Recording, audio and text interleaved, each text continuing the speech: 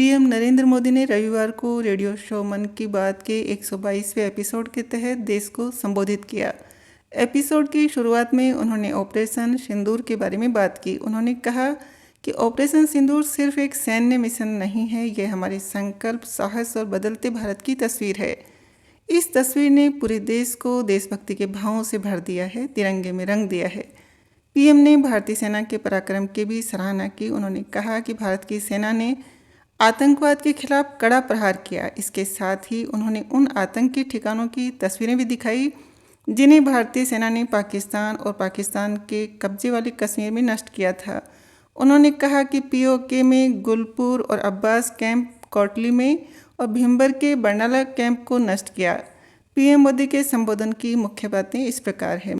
PM ने कहा, आज पूरा देश आतंकवाद के खिलाफ एकजुट है, संकल्पबद्ध है। आज हर भारतीय का यही संकल्प है, हमें आतंकवाद को खत्म करना ही है। ऑपरेशन सिंदूर के दौरान हमारी सेनाओं ने जो पराक्रम दिखाया है, उसने हर हिंदुस्तानी का सिर गर्व से ऊंचा कर दिया है। जिस सटीकता के साथ हमारी सेनाओं ने सीमा पार के आतंकवादी ठिकानों को ध्वस्त किया, वो अद्भुत है। ऑपरेशन सिंदूर ने दुनिया भर में आतंक के खिलाफ लड़ाई को नया विश्वास और उत्साह दिया है। पीएम ने कहा, ऑपरेशन सिंदूर ने देश के लोगों को इतना प्रभावित किया है कि कई परिवारों ने इसे अपने जीवन का हिस्सा बना लिया है।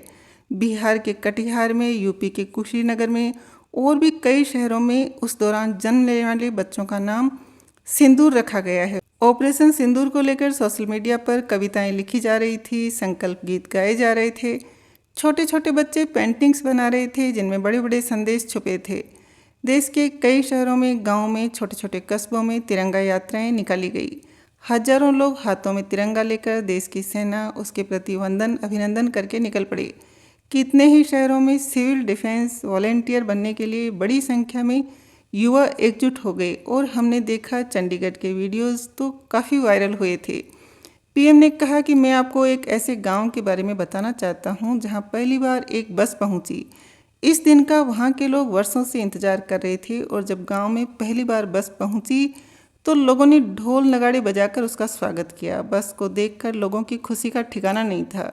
गांव में पक्की सड़क थी, लोगों को ज़रूरत थी, लेकिन पहले कभी यहाँ बस नहीं चल पाई थी क्योंकि ये गांव माओवादी हिंसा से प्रभावित था। यह जगह है महाराष्ट्र के गढ़चिरौली जिले में और इस गांव का नाम है काटेजरी। अब यहाँ हालात तेजी से सामान्य हो रहे हैं। माओवाद के खिलाफ सामूहिक लड़ाई से अब ऐसे क्षेत्रों तक भी बुनियादी सुविधाएं पहुंचने लगी है। गांव के लोगों का कहना है कि बस के आने से उन लोगों का जीवन बहुत आसान हो जाएगा। पीएम ने कहा कि छत्तीसगढ़ के बस्तर के बच्चों में साइंस का पैशन है, वो स्पोर्ट्स में भी कमाल कर रहे हैं। ऐसे प्रयासों से पता चलता है कि इन इलाकों में रहने वाले लोग कितने साहसी होते हैं। इन लोगों ने तमाम चुनौतियों के बीच अपने जीवन को बेहतर बनाने की राह चुनी है। मुझे ये जानकर भी बहुत खुशी हुई कि 10वीं और 12वीं परीक्षाओं में दंतेवाड़ा जिले के नतीजे बहुत शानदार रहे। करीब 95% के साथ ये जिला 10वीं के नतीजों में टॉप रहा है। वहीं 12वीं की परीक्षा में इस जिले में छत्तीसगढ़ में छठा स्थान हासिल किया है। सोचिए, जिस दंतेवाड़ा में कभी माओवाद चरम पर था, वहाँ आज शिक्षा का परचम लहरा रहा है। ऐसे बदलाव हम सभी को गर्व से भर देते हैं। पीएम ने कहा कि शहरों से जुड़ी एक बहुत बड़ी अच्छी खबर है। पिछले केवल 5 सालों में गुजरात के गिर में शहरों की आबादी 674 से बढ़कर 891 हो गई है। लोयन सेंसस के बाद सामने आई शहरों की यह संख्या बहुत उत्साहित करने वाली है। साथियों, आप में से बहुत से लोग यह जानना चाह रहे होंगे कि आखिर ये एनिमल सेंसस होते कैसे हैं।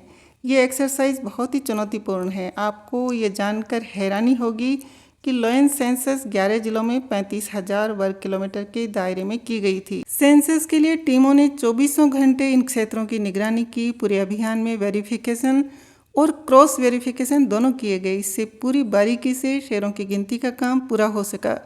कुछ दशक पहले गिर में हालात बहुत चैलेंजिंग थे, लेकिन वहाँ के लोगों ने मिलकर बदलाव लाने का बीड़ा उठाया। यहाँ लेटेस्ट टेक्नोलॉजी के साथ ही ग्लोबल बेस्ट प्रैक्टिसेस को भी अपनाया गया। पीएम ने कहा कि 2-3 दिन पहले मैं पहली राइजिंग नॉर्थ ईस्ट समिट में गया था। यहाँ मुझे एक दिलचस्प कहानी पता चली, क्राफ्टेड फाइबर्स की। यह सिर्फ एक ब्रांड नहीं, सिक्किम की परंपरा, बुनाई की कला और आज के फैशन की सोच। तीनों का सुंदर संगम है। इसकी शुरुआत वेटनरी डॉक्टर चेवांग नोरबू भूटिया ने की। उन्होंने बुनाई को एक नया आयाम देते हुए क्राफ्टेड फाइबर्स को जन्म दिया। उन्होंने पारंपरिक बुनाई को मॉडर्न फैशन से जोड़ा और इसे बनाया एक सोशल एंटरप्राइज। क्राफ्टेड फाइबर्स के शॉल, स्टॉल, दस्ताने, मोजे सब लोकल हैंडलूम से बने होते हैं। इसमें जो ऊन का इस्तेमाल होता है वो सिक्किम के खरगोशों और भेड़ों से आती है। रंग भी पूरी तरह प्राकृतिक होते हैं, कोई केमिकल नहीं, सिर्फ प्रकृति की रंगत। पीएम ने कहा कि अंतर्राष्ट्रीय योग दिवस में अब 1 महीने से भी कम समय बचा है। 21 जून 2015 में योग दिवस की शुरुआत के बाद से ही इसका आकर्षण लगातार बढ़ रहा है।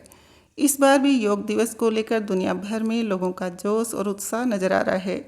आंध्र प्रदेश की सरकार ने योग आंध्र अभियान शुरू किया है। इसका उद्देश्य पूरे राज्य में योग संस्कृति को विकसित करना है। इस अभियान के तहत योग करने वाले 10 लाख लोगों का एक पुल बनाया जा रहा है। मुझे इस वर्ष विशाखापट्टनम में योग दिवस कार्यक्रम में शामिल होने का अवसर मिलेगा। मन की बात को 22 भारतीय भाषाओं और 29 बोलियों के अलावा 11 विदेशी भाषाओं में भी ब्रॉडकास्ट किया जाता है। इसमें फ्रेंच, चीनी, इंडोनेशियाई, तिब्बती, बर्मी, बलूची, अरबी, पश्तो, फारसी, दारी और स्वाहिली शामिल है। मन की बात की ब्रॉडकास्टिंग आकाशवाणी के 500 से अधिक ब्रॉडकास्टिंग सेंटर द्वारा किया जाता है। पहले एपिसोड की टाइम लिमिट 14 मिनट थी। जून 2015 में इसे बढ़ाकर 30 मिनट कर दिया गया था।